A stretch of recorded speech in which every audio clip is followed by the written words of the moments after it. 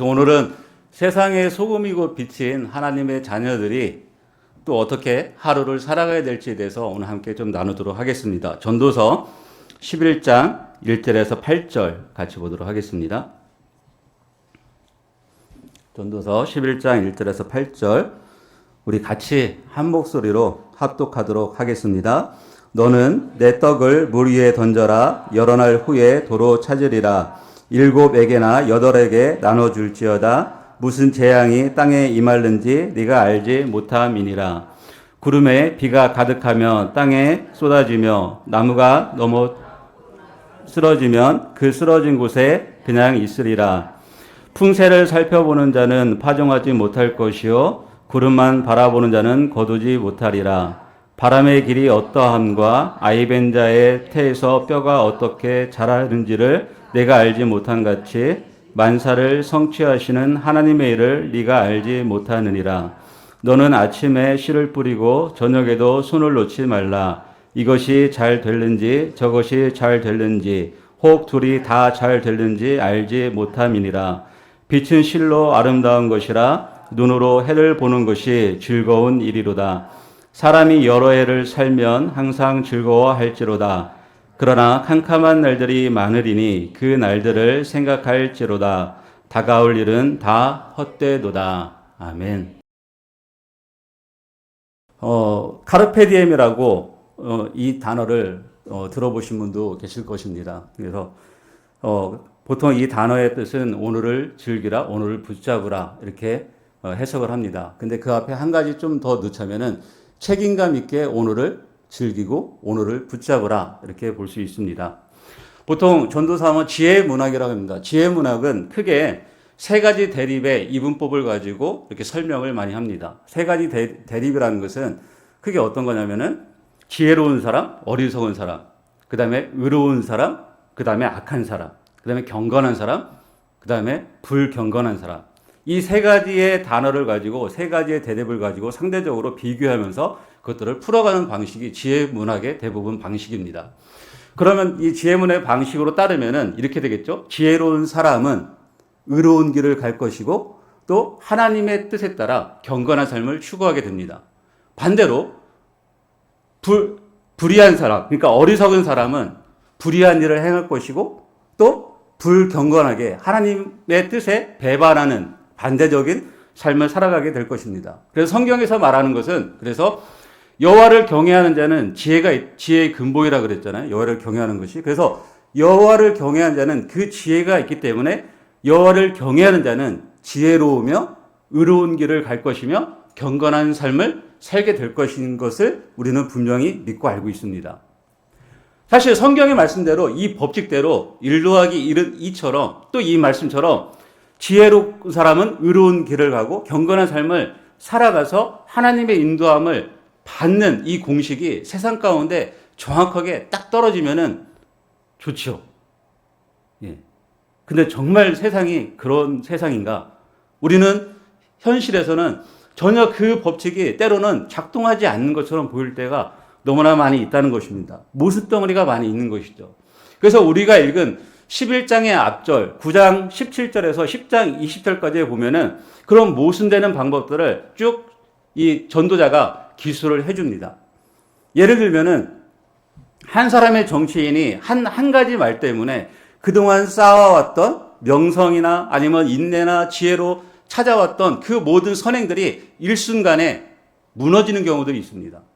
한 사람의 말과 한 사람의 잘못된 행동 때문에. 또 한 가지는 나쁜 결과는 반드시 나쁜 어떤 행동 때문에 나오게끔 되어 있는 거잖아요.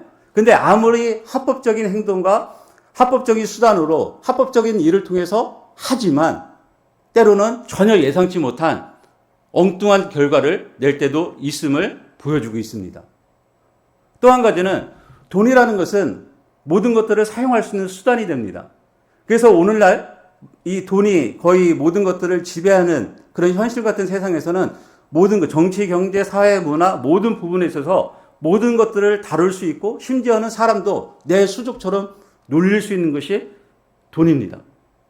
그럼 여기서 질문이 들죠. 사기꾼이 아니면 사기꾼으로 번 돈, 요즘 문제가 된 그 SG 증권의 그런 문제처럼 그런 사람들이 폭리를 취해서 오히려 선하게 투자한 사람들이 손해를 보고 그런 사람들은 전혀 거리낌 없이 살아가는 모습을 보면은 이 세상은 공평한 것보다는 왠지 불의하고 부조리하고 불공평하게만 보입니다.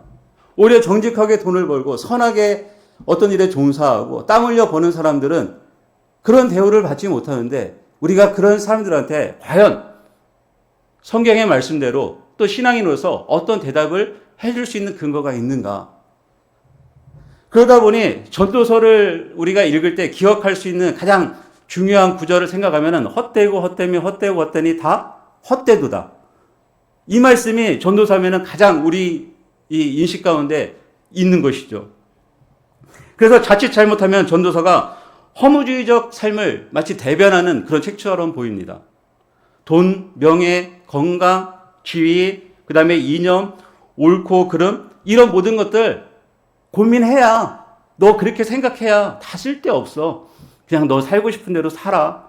이쪽으로 가나 저쪽으로 가나 그 모든 것 세상 끝날에는 다 헛된 것뿐이야 라고 마치 우리를 대변하는 것처럼 보여줄 수 있는 것이 전도서입니다. 그래서 이런 것들을 추구하기 위해서 열심히 일하는 사람들한테는 사실 전도서는 김 빠지는 이야기인 것이죠. 도대체 뭐야? 그럼 어떻게 살아나는 거야? 라는 질문이 자연스럽게 따라올 수밖에 없는 것이죠. 그러나 전도서는 그 메시지가 중심이 아닌 것이죠. 세상사가 다 허망하다는 것, 또 가치의 어떤 상대주의를 이야기하는 것이 아니죠. 우리가 애착하고 우리가 손에 쥐려고 하는 그 모든 것들이 마치 모래 같아서 어느 순간인가는 다 빠져나가는 날이 다가옴을 기억하고 살라는 것입니다. 언젠가는 내가 갖고 싶고 누리고 싶고 내가 정말 소중히 여길 것 같은 그 모든 것들이 소나기에 진 것 같지만 결국은 이 소나기에서 언젠가는 하나도 빠짐없이 다 빠져나가고 있으니까 그날을 기억하면서 살아가라고 전도자는 이야기하고 있는 것이죠. 중요한 것은 과거에 화려했던 내가 잘 나갔던 그런 명성이나 그런 것들을 기억하는 것도 아니고 또 미래 앞으로 이루어질 일에 대해서 큰 기대나 그런 것보다는 현재 지금 여기서 내가 어떤 삶을 살아가고 있느냐, 오늘을 내가 어떻게 살아내느냐, 거기에 더 초점을 많이 두라고 바로 독려하고 있는 것이죠. 우리가 요즘 상황에 보면은 상황과 환경 앞에서 삶의 기쁨과 행복보다는 대부분 미래에 닥쳐올 두려움과 근심과 걱정 때문에 현재를 온전히 즐기지 못하고 있는 것들이 더 많습니다. 그래서 예전에는 낭만이라는 단어가 굉장히 많이 사용이 됐는데 요즘은 낭만은 어디 가고 매일 한숨과 걱정과 두려움과 염려, 힘들다, 바쁘다 이런 말들이 어떻게 보면 우리 입술에, 우리 생각 가운데, 우리 상황 가운데, 현실 가운데 더 많이 난무하는 것 같습니다. 우리 인간의 삶은 유한함에도 불구하고 우리는 마치 영원히 이 세상에서 살 것 같은 그런 착각 속에서 마주하지 않은 내일에 대해서 모든 에너지와 시간과 재능과 모든 것들을 쏟아붓는데 굉장히 열심을 냅니다. 내일은 아직 오지도 않았는데 내일의 것을 하기 위해서 아끼고 또 내일의 것을 준비하기 위해서 오늘을 대충 넘어가고 때우는 식의 삶들이 많다는 것이죠. 그러나 분명한 진리는 인간에게 주어진 삶은 유한하다는 것이고 또 주어진 삶의 시간 속에서 우리는 안간힘을 쓰며 삶의 의미를 추구하고 영원을 사모하지만 일의 결국은 다 알 수 없는 존재라는 것입니다. 이 세상의 모든 만사를 우리가 정확히 예측할 수도 다 알 수도 없는 그런 존재인 것을 기억해야 된다는 것이죠. 그래서 우리는 우리의 생각과 우리의 기대와 늘 엇나가는 것들을 우리는 일상에서 많이 마주합니다. 우리는 그래서 그것들이 기대와 우리의 생각이 빗나가면은 속상해하고 환경을 탓하고 누구를 원망하기 시작합니다. 즉, 알 수 없음은 인간의 한계이고 현실의 삶을 반영해주는 대표적인 말임에도 불구하고 우리는 알 수 없음의 세계에서 모든 것을 알려고 하는 그런 노력을 한다는 것이죠. 오늘 본문에 보면은 이런 단어가 많이 반복해서 쓰여집니다. 모른다, 알지 못한다. 우리 2절 한번 다시 한번 보실까요? 7에게 하나 8에게 나눠줄지어다 무슨 재앙이 땅에 임하는지 네가 알지 못함이니라. 5절 한번 볼까요? 바람의 길이 어떠한가 아이벤 자의 태에서 뼈가 어떻게 자라는지를 네가 알지 못한 것 같이 만사를 성취하시는 하나님의 일을 네가 알지 못하느니라. 알지 못한다. 6절 한번 볼까요? 너는 아침에 씨를 뿌리고 저녁에도 손을 놓지 말라. 이것이 잘 될는지 저것이 잘 될는지 혹 둘이 다 잘 될는지 알지 못함이니라. 알지 못해. 예. 잘 알지 못해. 예. 예전에는 사람이 인간이 해결하거나 통제할 수 없었던 것들이 많이 있었습니다. 뭐 기근이라든가 전염병, 전쟁 등 잘 해결하고 통제하기 어려운 것들이었지만 오늘날은 기근도 전쟁도 그다음에 전염병도 사람들이 어느 정도 과학기술을 통해서 해결해 나가고 있습니다. 심지어 죽음이라는 문제도 이제는 사람들이 통제하려고 합니다. 그래서 어느 순간 60세면은 거의 이제 이 세상을 마칠 시간인데 이제는 100세가 넘어도 이제는 120세가도 가고 이제는 150세까지 올 수 있는 그런 시대까지 오는 걸 보면은 인간의 기술로 과학으로 죽음까지도 통제할 수 있는 범위까지 왔다는 것이죠. 그래서 유발 하랄이라는 이 저자는 그 최신 그 책에서 호모 데우스라는 책을 집필했는데 마치 인간이 이제는 신이 되어 간다는 것이죠. 신.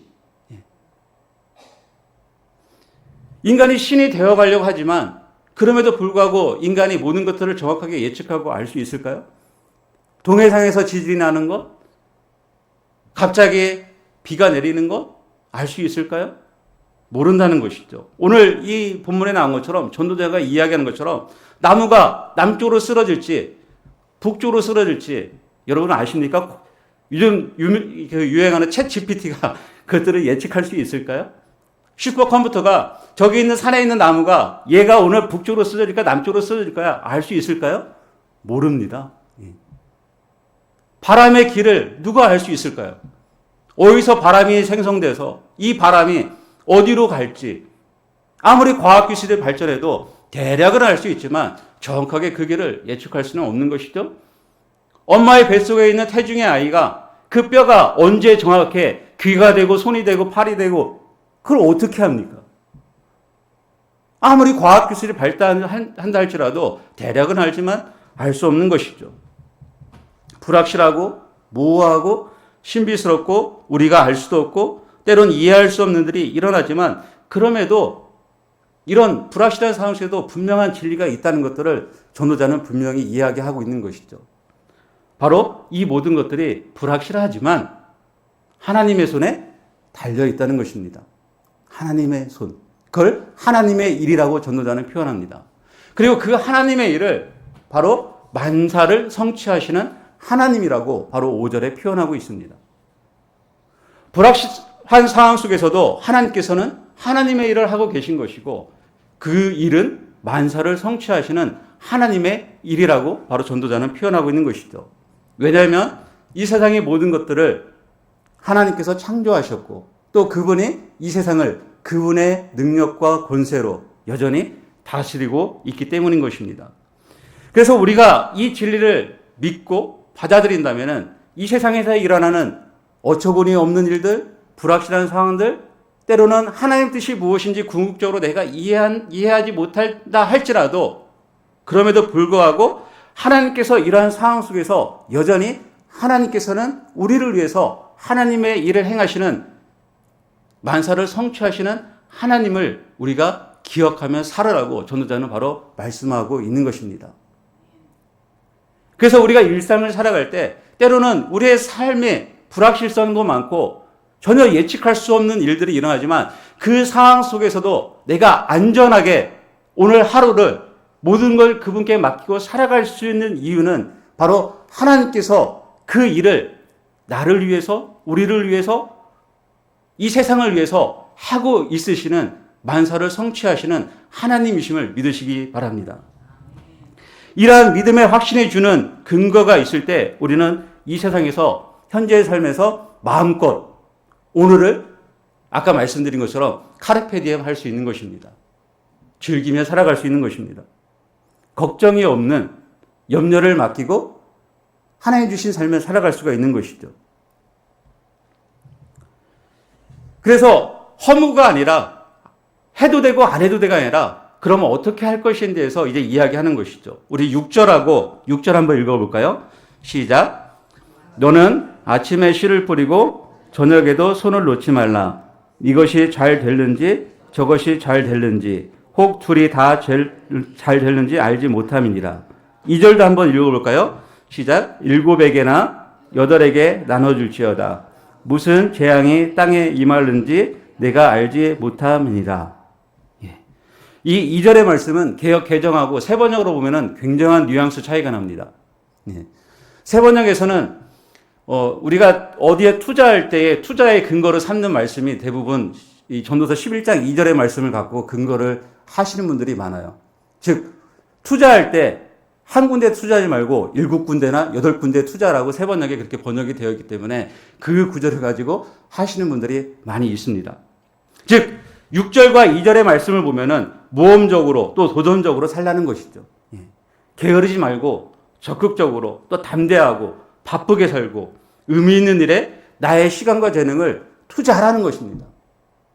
거기에 씨를 뿌리라는 거예요. 그리고 나눠주라는 겁니다.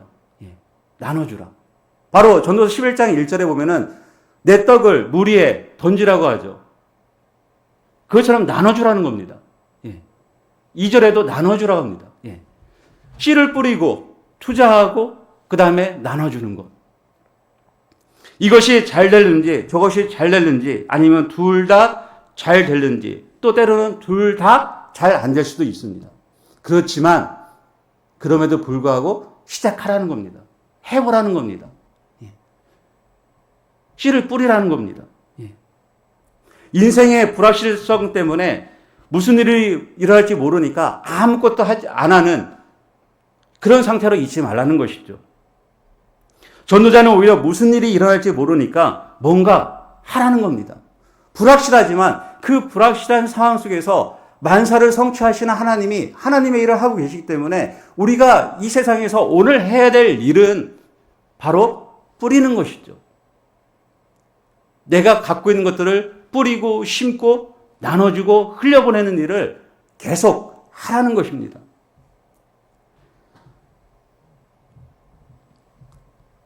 이것들을 우리가 대부분 않는 이유가 4절에 이렇게 있기 때문에 그렇습니다. 4절 말씀 보시면은 뭐라고 되냐면 풍세를 살펴보는 자는 파종하지 못할 것이요 구름만 바라보는 자는 거두지 못하리라. 풍세를 살펴보고 그 다음에 구름만 바라보면은 거두지 못할 것이고 풍세를 보느다가 씨 뿌리는 기회를 놓친다는 것이죠. 대부분 사람들이 이런 때에 묶여 있는 경우가 많이 있습니다. 때가 오면은 하겠지. 나한테 이 환경이 주어지면은, 나한테 그 시간이 주어지면은, 나에게 지금 1억이 있으면, 내 아이가 다 크면은, 내가 조금 더 여유가 있으면, 이 때에 걸려지는 경우가 너무 많습니다. 신앙생활도 그렇죠. 조금 더 있으면은 내가 해야지. 조금 더 있으면은 해야지. 조금 더 성장하면, 조금 더 가다 보면은, 이제 70, 80, 비하하는 게 아니라 나이가 그만큼 들어가서 결국은 젊었을 때 해야 될 것들 나중에 하지 못하는 일들이 비일비재하게 일어난다는 것입니다.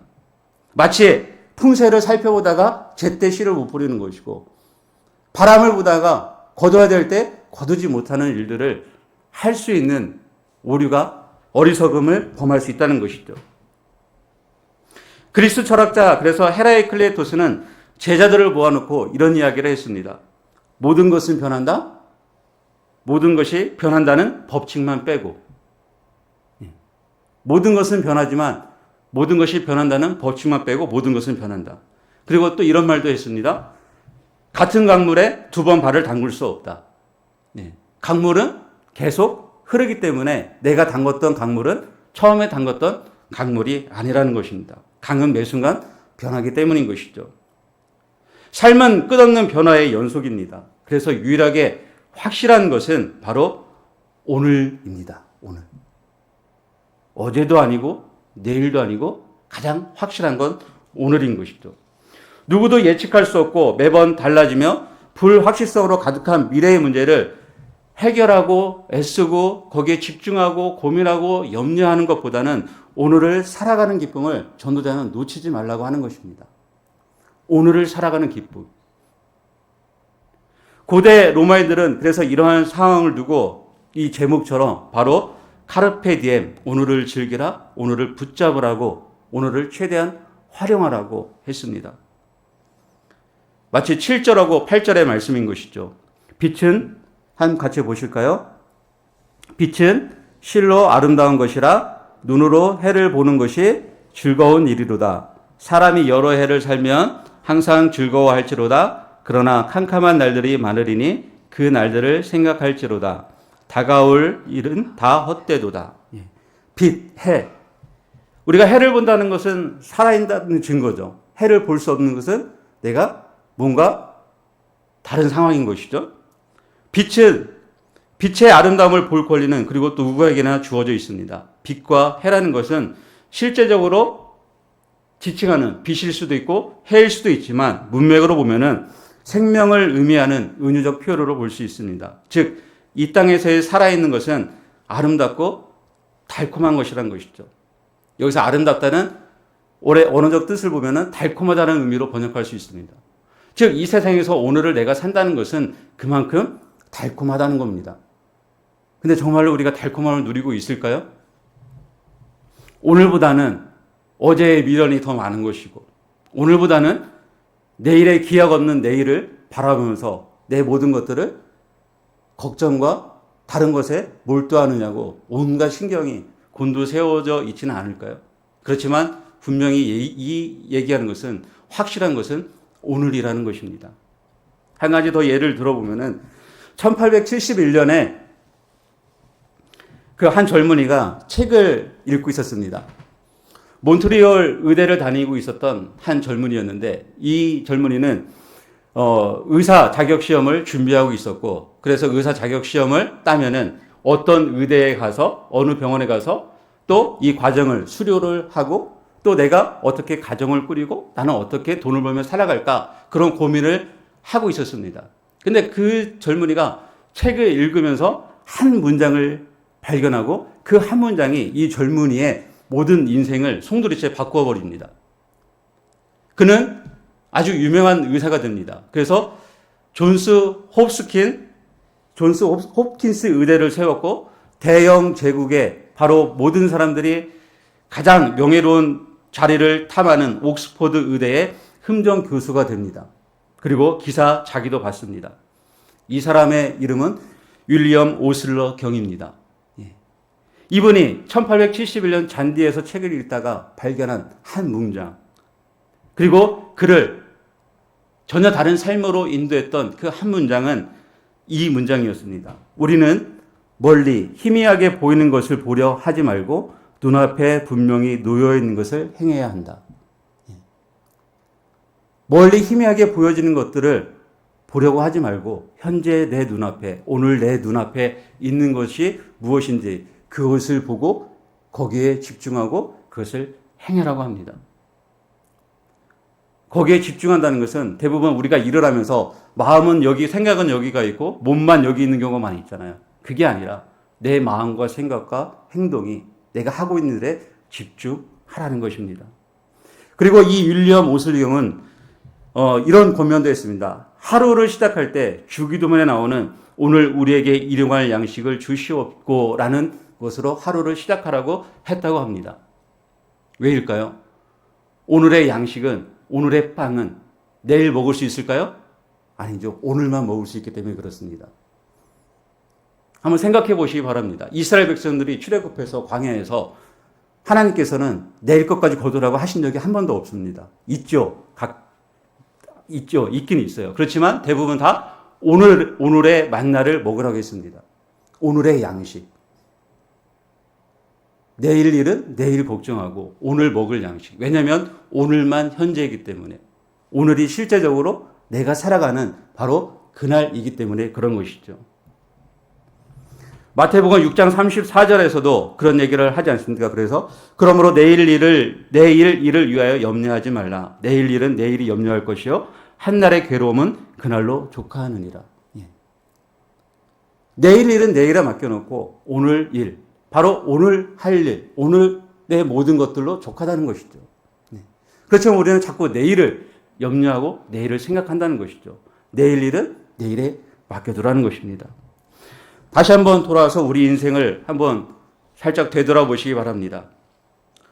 우리는 조금 더 크면은 조금 더 뭐 되면은 조금 더 되면은 조금 더 되면은 조금 더 아니면 조금 더라는 이야기들을 많이 갖고 삽니다. 그러나 조금 더가 되면은 언젠가는 우리의 삶에 그렇게 할 수 없는 시간과 그렇게 할 수 없는 건강과 그렇게 할 수 없는 상황과 그렇게 할 수 없는 여건이 더 많아질 시기가 점점 다가오게 됩니다. 인생의 일들은 함께 본 말씀처럼 우리가 쏟는 노력의 결과를 결코 100% 확신할 수는 없습니다. 그러나 만사를 성취하시는 하나님의 주권을 우리는 확신할 수 있습니다. 이 하나님의 주권의 확신과 약속의 성취를 우리는 예수 그리스도의 오심으로 하나님께서는 분명히 증명해 보이신 것이죠. 만사를 성취하시는 하나님께서 우리를 위해서 어떤 일을 하셨는지는 우리는 하나님의 약속, 그 다음에 예수 그리스도의 오심으로 그 약속이 성취되고 십자가에서 그 예수님이 나의 죄, 우리의 죄와 또 우리가 그 십자가에서 함께 죽은 것으로 그리고 부활하심으로 분명하게 그 약속이 성취되고 증명됨을 우리는 본 것이죠. 그렇다면 우리 인생 가운데 하루를 하나님의 일을 하나님 안에서 안전하게 하루를 살아갈 수 있는 근거가 되는 것은 바로 하나님의 약속인 것이고 십자가인 것이고 또 부활의 능력인 것이죠. 그래서 그 능력을 우리가 믿고 그 약속을 믿는다면 우리가 오늘 하루 최선을 다해서 즐기면서 책임감 있게 살아가게 될 줄로 믿습니다. 왜냐하면 그 외의 결과는 내 것이 아니에요. 아까도 말씀드렸다시피 합법적으로 정말 올바른 법의 테두리 안에서 내가 어떤 일을 한다 할지라도 전혀 예상치 못한 일들이 나한테 일어나는 일들이 있습니다. 결과는 내가 예측할 수 없습니다. 불확실합니다. 그러나 그럼에도 불구하고 그 일을 해내는 것이고 하는 것이죠. 그분의 약속을 붙잡고 주어진 하루를 가장 달콤한 맛으로 보며 살아가는 저와 여러분이 되었으면 좋겠습니다. 제가 요즘 보는 드라마 딱 하나가 있습니다. 낭만다투 김사부를 보고 있습니다. 예. 그 김사부에 보면은 이런 이야기가 나옵니다. 이런 대화가 나옵니다. 거기에 극 중에 이제 그 두 사람의 주인공의 이름이 한 사람은 김사부고 한 사람은 아무튼 최씨입니다. 예, 이경영. 예. 근데 거기에 나오는 이야기 대화 중에서 이런 얘기를 합니다. 그 이경영이 김사부에게 이런 질문을 합니다. 네가 이 시골 이 촌동네 같은 이 돌담병원에서 네가 의술 활동을 하면서 네가 이뤄내는 것들 도대체 뭐 때문에 네가 자부심을 느끼기 위해서 이것들이 이뤄낸 것들이 성공이기 때문에 그래서 이 총구석 병원에서 너라는 사람을 증명해 보이려고 하느냐라는 질문을 합니다. 그때 김사부가 이런 얘기를 합니다. 그런 성공, 자부심 같은 거 나는 잘 모르겠는데 나는 지금 나답게 살고 있어. 그러면서 뒤에 붙여진 단어가 있습니다. 감사하면서. 그리고 그것들을 극 중에서 제가 쭉 보니까 그것을 낭만이라고 표현하고 있습니다. 낭만. 나답게 사는 것. 감사하면서. 불확실한 상황이잖아요. 의사들도 수술실에 들어가서 열심히 내가 수술을 했지만 그 수술이 나의 상황과는 전혀 관계없이 어처구니 없는 일들이 일어날 때도 있습니다. 그렇지만 내가 그 순간에 내가 할 수 있는 최선의 일을 감당하는 것이고 그게 성공이든 때로는 실패든 환자를 살리지 못한다 할지라도 내가 그 일에 최선을 다했기 때문에 그건 나답게 내가 살았다는 증거인 것이고 그 일을 할 수 있었음에 나는 감사했다는 것이죠. 참 마음에 많이 와닿았습니다. 그러면서 오늘 우리가 아까 불렀던 행복, 그걸 행복 대신에 하면 낭만이라고 하면 넣어보면 어떨까 하는 생각도 했습니다. 화려하지 않아도 정결하게 사는 삶, 가진 것이 적어도 감사하며 사는 삶, 내게 주신 작은 힘 나눠주는 사는 삶, 눈물 날 일 많지만 기도할 수 있는 것, 억울한 일 많으나 주를 위해 참는 것, 비록 짧은 작은 삶 주 뜻대로 사는 것. 세상은 알 수 없지만 내가 하나님의 자녀이기 때문에 하나님의 자녀답게 사는 것, 그게 낭만이고 행복이고 그게 감사이지 않을까요? 그렇다면 그 근거가 오늘 우리가 하루를 가장 달콤하게 살아갈 수 있는 이유가 되지 않을까요? 집중하면서 오늘 하루 그렇게 감사하게 살았다면 내가 하루 잠들 때 내 자신 스스로 하루 나답게 살았네 라고 스스로 고백하고 주님께 감사하며 잠자리에 편히 잠들 수 있지 않을까요? 내일이라는 시간은 오늘 여러분이 잠들 때 내일 일어날 거라고 확신하고 잠드십니까? 대단한 믿음이신 것이죠. 저는 때로는 불안합니다. 예. 그래서 때로는 저는 약을 먹고 잡니다. 예. 제가 먹는 약이 있기 때문에 약을 먹고 잡니다. 예. 왜 그럴까요? 확신할 수가 어떤 때는 없습니다. 저는. 내일이 올지 때로는 불안합니다. 그래서 오늘 하루 내가 정말 최선을 다해서 살고 오늘 하루 잠자리에 감사하며 산다는 것 자체가 최고이지 않을까요? 어제는 어제 일이고 내일은 내일 일인 것이죠. 그런 삶은 우리 성도님들도 저도 계속적으로 살아갔으면 좋겠습니다. 하루하루 나답게 그리스도인답게 하나님의 자녀답게 화려하지 않지만 때로는 가진 것 없고 눈물 나는 일 많지만 억울한 일 많지만 어처구니없는 일 발생하지만 여전히 하나님은 하나님의 일을 하고 계시고 만사를 성취하시는 그 하나님이시기 때문에 그 하나님 안에서 내가 달콤하게 하루를 멋지게 살아내는 일, 그게 하나님의 자녀의 본분이지 않을까요? 그 일에서 내가 멋지게 뭘 성취하는 것, 그런 게 아니라 나답게 살아내는 것이죠. 그렇게 살아가는 저와 여러분 되기를 주님의 이름으로 축원합니다. 아멘.